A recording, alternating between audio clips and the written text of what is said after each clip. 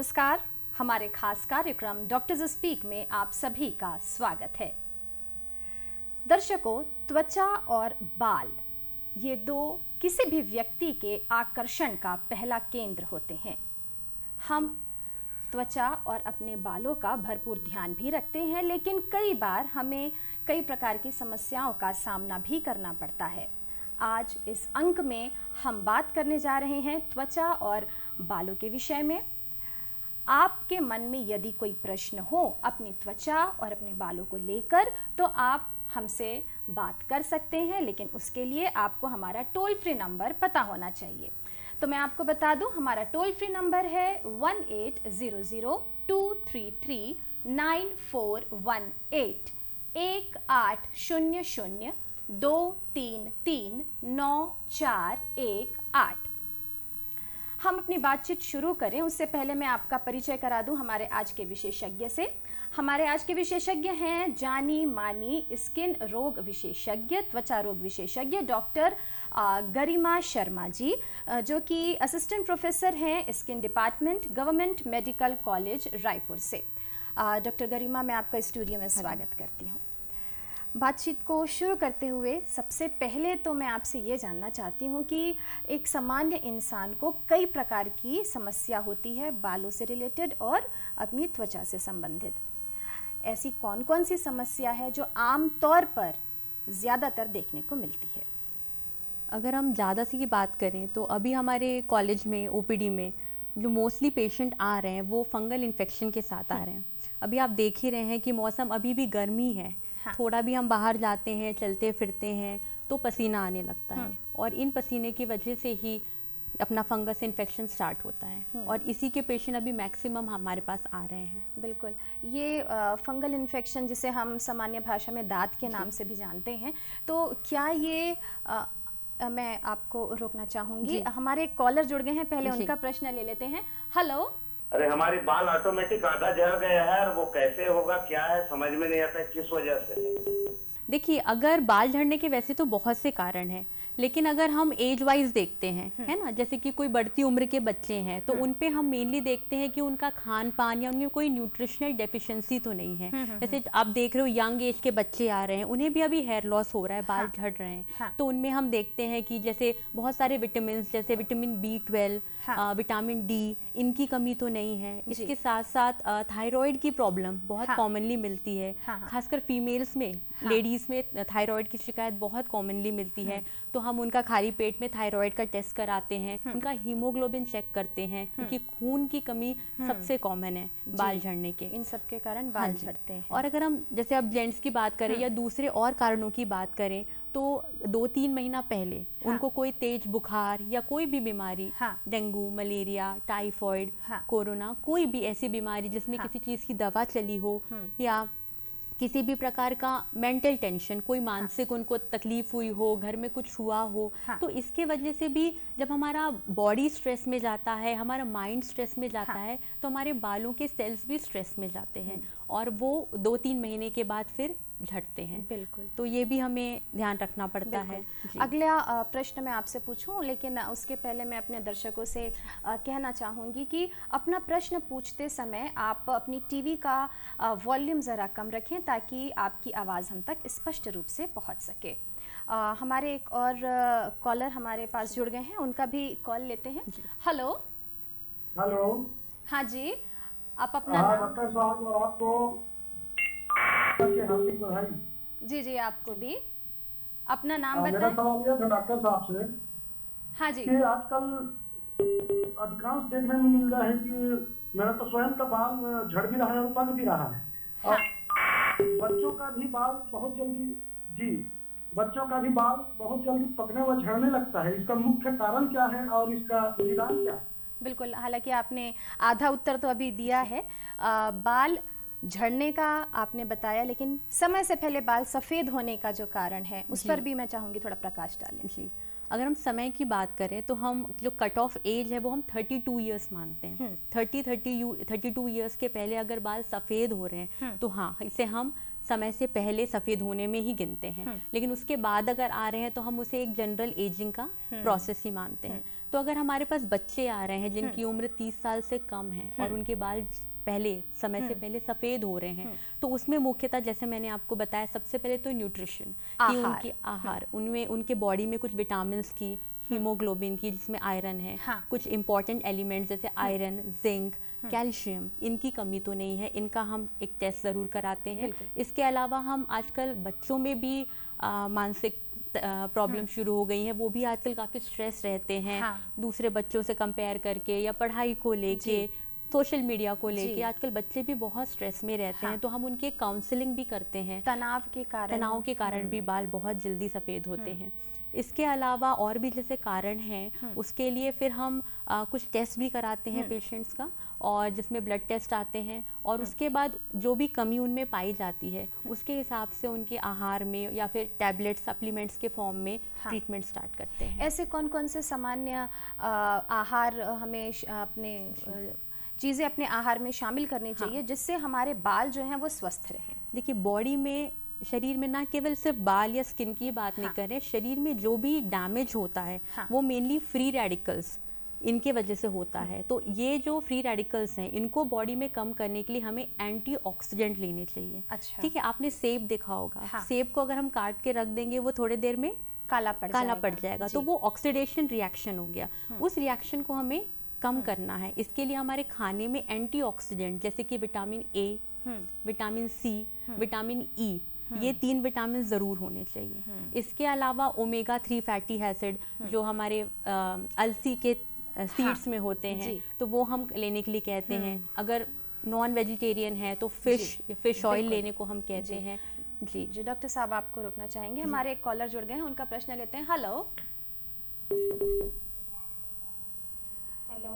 हाँ जी, अपना नाम बताएं, प्रश्न पूछें।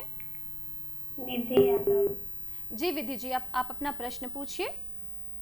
मैम, मेरे चेहरे पर तिल है, वो कैसे हटेगा?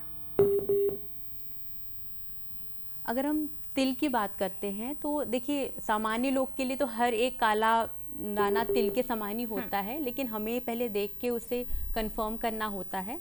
कुछ तिल ऐसे होते हैं जिनको हम, जो कॉस्मेटिक वजह से है, जो मतलब जिसका कोई वो बीमारी नहीं है, उससे उन्हें कोई हानि नहीं होने वाली है आने वाले समय में, तो उनको अगर कोई दिक्कत नहीं है तो आप छोड़ भी सकते हैं। लेकिन अगर उन्हें वो अच्छा नहीं लग रहा है कॉस्मेटिक रीजंस की वजह से, या वो तेजी से बढ़ रहा है, या उसके साइज में बदलाव आ रहा है, रंग में बदलाव आ रहा है, तो फिर हाँ, हम उन्हें बिल्कुल उसको लेज़र द्वारा या फिर छोटा सा ऑपरेशन द्वारा हम उसे निकाल के उसकी बायोप्सी कराते हैं। ये जो तिल, कई लोगों की समस्या होती है कि शरीर में तिल फैलते हैं, छोटे छोटे से तिल होते हैं और ये बिल्कुल फैलने लगते हैं, जिसे मस्सा भी कहा जा सकता है, छोटा मस्सा होता है। उसका भी कारण शायद आहार है या फिर नहीं, उसका हम आहार से तो हम डायरेक्ट रिलेशन नहीं बोलेंगे। मैंने वही कहा, कुछ तिल होते हैं जो नॉर्मल होते हैं, जिन्हें कुछ करने की ज़रूरत नहीं होती है, पर कुछ तिल होते हैं जो इन्फेक्टिव होते हैं, मतलब संक्रमण का रीज़न हो सकते हैं। जैसे एक मोलस्कम एक बीमारी है जिसमें जो मस्से आते हैं वो फैलते हैं, तो उन्हें तुरंत निकालना बहुत ज़रूरी होता है।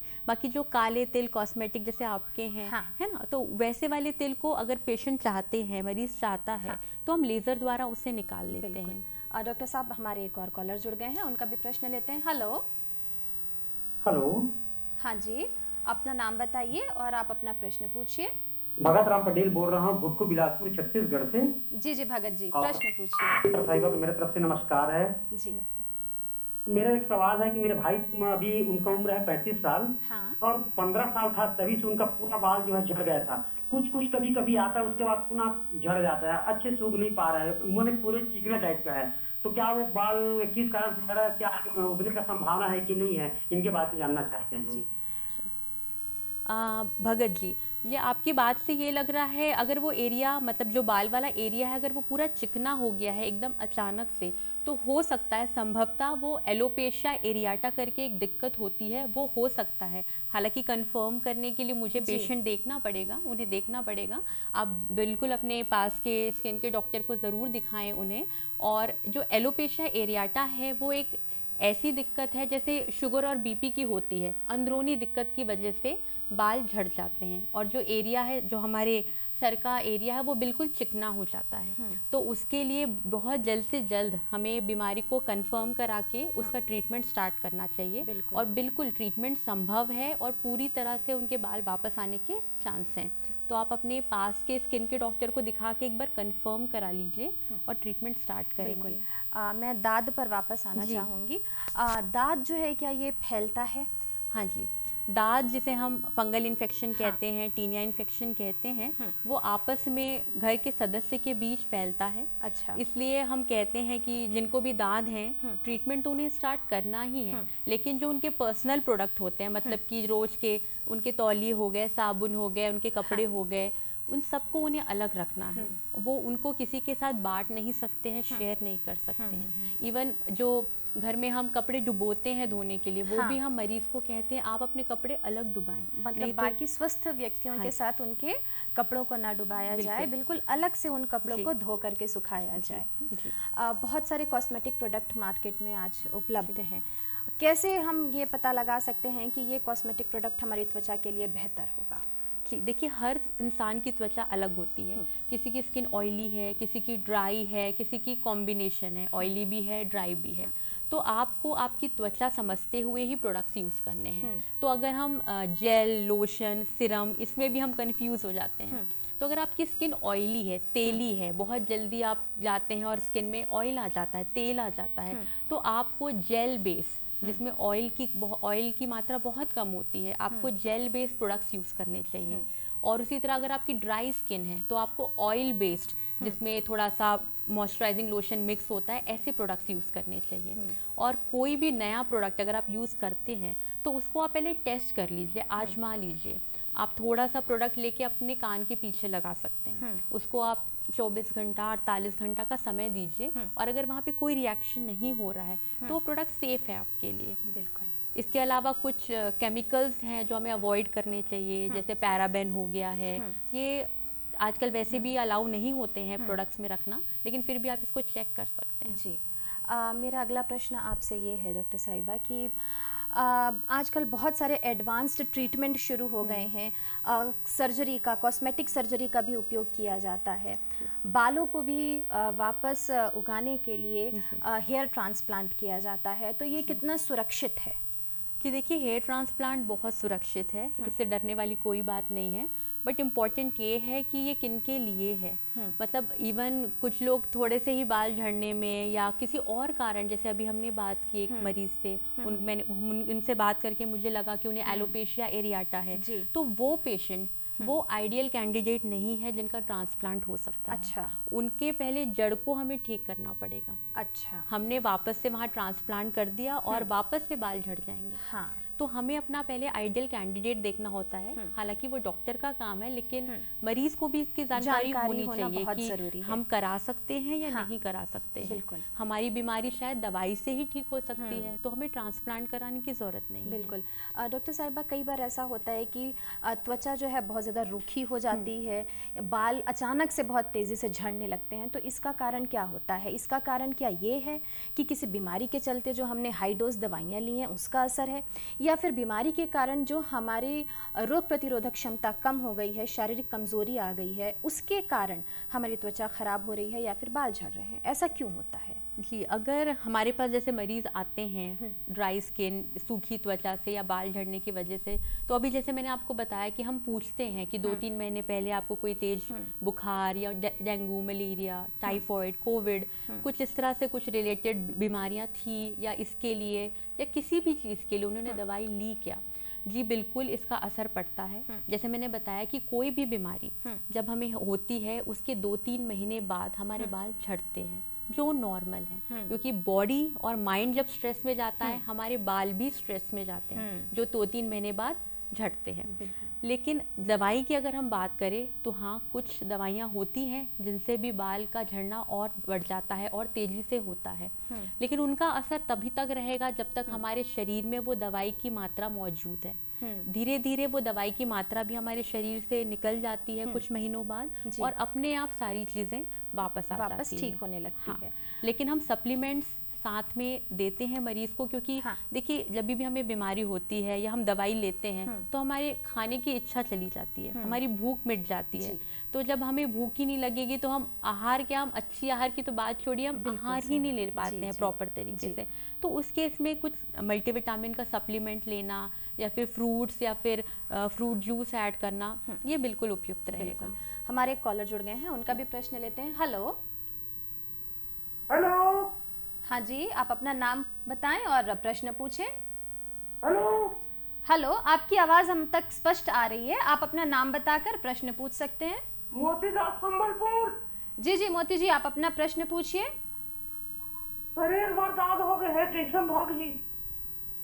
दांत की समस्या है हाँ शरीर जी। में। देखिए दांत फंगस इन्फेक्शन है तो इसके लिए आपको दवाई, शरीर भर पूरा दाद है। आपको इसके लिए दवाई लेनी पड़ेगी। जो फंगस की दवाई होती है उसका जो कोर्स होता है वो थोड़ा लंबा चलता है। हाँ। आपको दवाई दी होगी डॉक्टर साहब ने, लेकिन आपने शायद कोर्स पूरा नहीं किया होगा या उसको सही समय पे नहीं लिया होगा। तो आप एक बार कंफर्म कराइए डायग्नोसिस और दवाई जो एंटी फंगल होते हैं हाँ। वो आप शुरू करिए। बिल्कुल। इसके अलावा आप नमी, पसीना, इनसे आप बचिए। जो अगर नमी आ रही है, हाँ, पसीना आ रहा है तो जी, हमें इससे बचना होगा। पड़ेगा। हाँ जी। क्योंकि ये फैलने वाली बीमारी फैलने है। वाली है और जब तक आप शरीर को सूखा नहीं रखेंगे हाँ। उससे पहले ये ठीक नहीं होगा। ये ठीक हो सकता है दांत, बिल्कुल। जैसा कि बता रहे हैं कि पूरे शरीर में बिल्कुल। फैला हुआ है, तो ये बिल्कुल, आपका दांत बिल्कुल ठीक हो सकता है। बस आपको जो ट्रीटमेंट है, एंटी फंगल ट्रीटमेंट है, वो आपको पूरा कोर्स करना पड़ेगा। आप उसको आधा अधूरा मत छोड़िए। आप डॉक्टर को हर जब भी वो बुलाते हैं 20-20 दिन में आप जाके उनसे मिलिए और अपना कोर्स पूरा करिए जी। और सूखा और साफ रखिए शरीर को। मेरा अगला प्रश्न आपसे ये है कि ओपन पोर्स की समस्या बहुत ही सामान्य रहती है महिलाओं में, इसका कारण और इसका उपचार दोनों मैं आपसे जानना चाहूँगी। देखिए ओपन पोर्स जो हैं, डायलेटेड पोर्स जो हैं, जो स्किन में, हम सबके स्किन में रोम छिद्र होते हैं। जैसे हम सांस लेते हैं, हमारी त्वचा भी सांस लेती है, तो उन रोम छिद्र का होना बहुत ही ज़रूरी है, आवश्यक है। लेकिन कुछ लोगों में, खासकर यंग लोगों में जो 25-30 साल के हैं, उनमें वो पोर्स ज़्यादा दिखते हैं, ज़्यादा डायलेट, ज़्यादा चौड़े हो जाते हैं, जिसको हम ओपन पोर्स कहते हैं। तो इसका जो मेन कारण है वो जेनेटिक है और हार्मोनल है। अच्छा। हाँ, तो जेनेटिक इन अ सेंस वो आपके अनुवांशिक जिसे हम कहते हैं कि हमारे परिवार में किसी को होता है तो हमें होने के चांस होते हैं, हमारे पिताजी या माताजी में किन्हीं को होता है या परिवार में किसी को होता है, वो एक मुख्य कारण है। और इसके अलावा जैसे मैंने बोला हार्मोन्स, तो हमारा जो हार्मोन्स है वो उसके भी कारण भी हाँ, जैसे असर हमारा मूड चेंज होता रहता है, हमारी मानसिक स्थिति चेंज होती रहती है, तो हमारा हार्मोन भी चेंज बिल्कुल। होता रहता है। डॉक्टर साहब, आपको रोकना चाहूंगी, हमारे एक कॉलर जुड़ गए हैं, उनका प्रश्न लेते हैं। हेलो। चंद्रपुर महाराष्ट्र से बोल रहा हूँ। जी जी सचिन जी, आप अपना प्रश्न पूछिए। कोरोना में बाल क्यों झड़ रहे हैं कोरोना होने के बाद? हाँ, कोरोना होने के बाद बाल झड़ रहे हैं। जी, जैसे मैंने अभी आपको बताया कि जब भी हमें बीमारी होती है उसके 2-3 महीने बाद हमारे बाल झड़ते हैं, जो कि नॉर्मल है। तो आप इससे परेशान मत होइए, लेकिन हाँ, आप अपना एक बार चेक कर सकते हैं कि कहीं किसी विटामिन की कमी तो नहीं हो रही है। जैसे मैंने बोला, vitamin B12, vitamin D, thyroid, haemoglobin, इनको एक बार आप चेक करा सकते हैं। और अगर इनमें कुछ भी कमी पाई जाती है तो आप उसको सप्लीमेंट कर सकते हैं डॉक्टर को दिखा के। इसके अलावा आप अपने खान पीन में ध्यान रखिए। देखिए हमारे बाल, हमारी त्वचा, हमारे नाखून, ये केराटिन प्रोटीन से बने हुए हैं। तो हमें हमारे स्किन, हेयर और नेल के लिए प्रोटीन चाहिए। तो आप अपने खाने में प्रोटीन की मात्रा बहुत अच्छे से रखिए, ठीक है ना। प्रोटीन जैसे कि अगर वेजिटेरियन की बात की जाए तो पनीर, छोले, राजमा, स्प्राउट जो हम भिगा के खाते हैं वो। इसके अलावा अगर आप नॉन वेजिटेरियन हैं तो अंडा, मछली, ये भी आप ले सकते हैं। मतलब अगर शाकाहारी हैं तो अंकुरित अनाज और पनीर, इनसे बहुत ज्यादा फायदा सोयाबीन होगा। की बड़ी, सोयाबीन जी, लोबिया से हाँ बिल्कुल। जी। मैं अगला प्रश्न आपसे ये करना चाहती हूँ कि पिगमेंटेशन की भी बहुत ही कॉमन समस्या है और आम तौर पर देखा गया है कि पिगमेंटेशन की समस्या लेकर के महिलाएं पार्लर में जाती हैं। पार्लर में सावधानी नहीं बरतने के कारण समस्या और बढ़ जाती है। इस स्थिति से निपटने के लिए क्या करना चाहिए?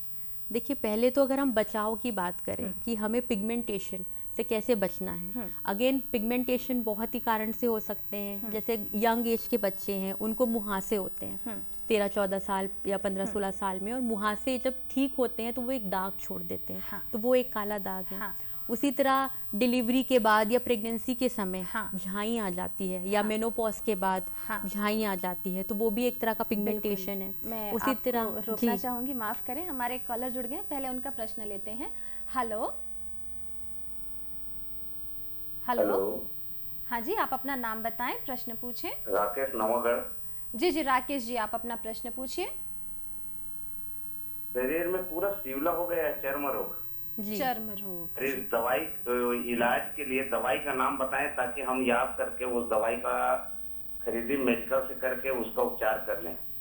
जी जी सिवला हमारा कॉमन लैंग्वेज में हम ये भी एक तरह का फंगल इन्फेक्शन है, जिसमें आपकी चमड़ी में हल्का सफ़ेदपन आ गया होगा और पपड़ी आ गई होगी। इसको सेहुआ कहते हैं और हम इन्हें पिट्रियासिस वर्सिकोलर कहते हैं। तो ये अगेन ये आपका फंगल इन्फेक्शन है राकेश जी, राकेश नाम था जी। तो आप इसके लिए भी आपको एंटी फंगल लेना पड़ेगा। एक कीटोकोनाजोल का लोशन आता है, आप नाम नोट कर सकते हैं। कीटोकोनाजोल का लोशन आता है, उसको आप पानी में करेंगे, शैम्पू की तरह झाग बन जाएगा। उस झाग को आप साबुन की तरह अपने सेहुए पे लगाइए, उसको 10 से 15 मिनट रखिए और फिर नहा लीजिए। बिल्कुल, ये आपको 3 हफ्ता करना है। बिल्कुल, लेकिन कोई भी दवा लेने के पहले या इलाज अपना खुद शुरू करने के पहले एक बार जरूर अपने नजदीकी चिकित्सा केंद्र जाएं, डॉक्टर से जरूर एक बार आप परामर्श लें और उसके बाद ही दवा या फिर किसी प्रकार का ट्रीटमेंट आप अपना शुरू करें। वापस मैं दाद पर हम चर्चा कर रहे थे, फंगल इन्फेक्शन के बारे में जानना चाहूंगी कि ये पिगमेंटेशन, माफ करें, पिगमेंटेशन के बारे में हम चर्चा कर रहे थे। पिगमेंटेशन की समस्या से उबरने के लिए क्या करें? तो फिर जैसे हम कारण डिस्कस कर लिए कि हर एज की अपनी अलग प्रॉब्लम होती है, तो अगर सबसे पहले अगर हमें बचना है पिगमेंटेशन से, तो हमें स्किन केयर में, अपने रोजमर्रे की स्किन की देखभाल में सनस्क्रीन को ऐड करना पड़ेगा। बिल्कुल। और डॉक्टर साहब, फिर हमारे एक कॉलर जुड़ गए हैं, उनका भी प्रश्न लेते हैं। हेलो, हाँ जी, हेलो, हाँ जी, हेलो, आपकी आवाज आ रही है। नमस्कार मैडम, मैं प्रांजल बोल रहा था धमतरी से। हाँ प्रांजल जी, आप अपना प्रश्न पूछिए। मैडम, मेरा बाल जो बहुत पतले हो रहे हैं और झड़ते जा रहे हैं कंटिन्यू, इसके लिए कोई ऑयल है क्या, या खान पान में क्या चेंज करूं कि मेरे बाल थोड़ा सा झड़ना कम हो जाए? जी, खान पीन की अगर हम बात करते हैं तो जैसे मैंने अभी बताया, आप प्रोटीन की मात्रा बढ़ाइए। ठीक है ना, प्रोटीन हमें जितनी ज़रूरत होती है हम उतना लेते नहीं हैं। हमारा जितना वजन होता है हमें उतनी प्रोटीन लेनी होती है। अच्छा, है ना, 1 ग्राम पर जितना केजी वजन उतना प्रोटीन। उदाहरण के तौर पर अगर किसी का वजन 45 किलो है तो उसे प्रोटीन कितना लेना होगा? 45 ग्राम के 45 ग्राम प्रोटीन। तो उतना हम लेते नहीं है हमारे रोजमर्रा के खान पीन में। तो आप प्रोटीन की मात्रा बढ़ाइए। जैसे मैंने आपको बताया, अगर आप वेजिटेरियन हैं तो सोयाबीन की बड़ी, राजमा, छोले, पनीर, ये सब लीजिए। और साथ में अगर आप नॉन वेजिटेरियन हैं तो चिकन, एग, फिश आप ऐड कर सकते हैं।